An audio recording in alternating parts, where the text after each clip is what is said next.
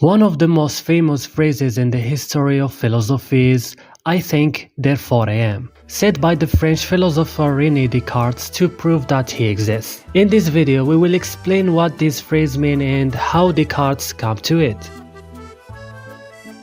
In philosophy, there has always been a debate between two groups of philosophers about how we gain knowledge and what its true source is. The first group is the rationalist, and as their name suggests, they believe that the human mind has an unbounded ability to understand the world and solve problems, even without using experience or the senses, which can sometimes mislead us. Rationalists believe that subjects like mathematics don't need experiment to prove their truth. For them, facts like 3 + 2 = 5 are true just by using our mind. On the other hand, we have the empiricists. They believe that knowledge comes from experience and the senses, with the mind working on the information it receives. They argue that even abstract ideas, such as the idea of mermaid, are formed when someone combines different experience, like seeing a fish in a girl, to imagine a new creator. So, for rationalists, the mind is the key to knowledge. Descartes, being rationalist, was deeply interested in knowledge. He looked around and realized that he was surrounded by false belief,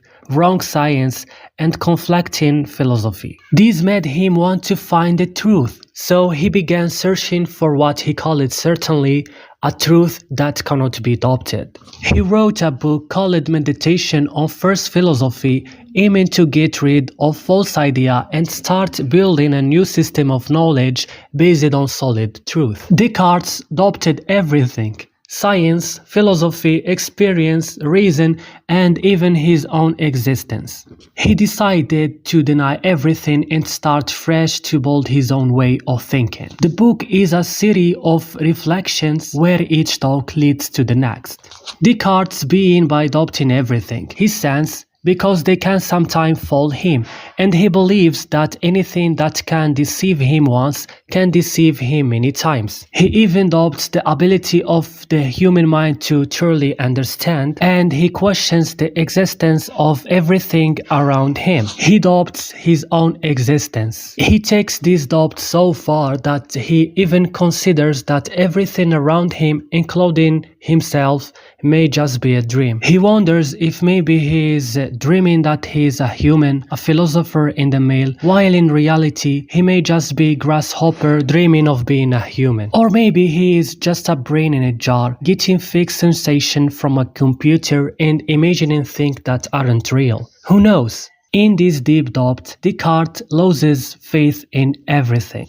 For example, when eating, he may start to doubt whether the food is real. He asks himself, is the food real? Is the bit real a bit? Does my mouth even exist? These doubts affects everything he does and thinks. But in the middle of this dark and endless doubt, one idea comes to his mind that gives him hope. This is a powerful idea that changes everything. He realizes there is one thing that cannot be doubted: doubt itself. Descartes say, if I am doubting, then I must be thinking, because doubt is a form of thinking. The fact that he is doubting means he is thinking, and if he is thinking, then he must exist to think.